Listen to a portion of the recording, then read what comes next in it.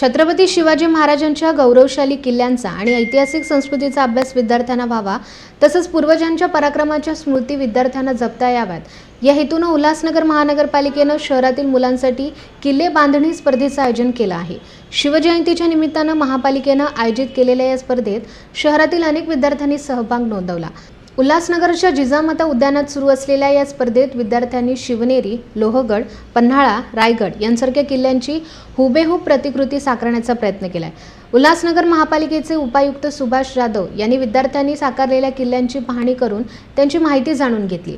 या विद्यार्थ्यांना महानगरपालिकेकडून आकर्षक पारितोषिक देण्यात येणार असून शिवजयंतीच्या निमित्ताने महापालिकेने राबवलेल्या या उपक्रमाचं सर्वत्र कौतुक केलं जात आहे।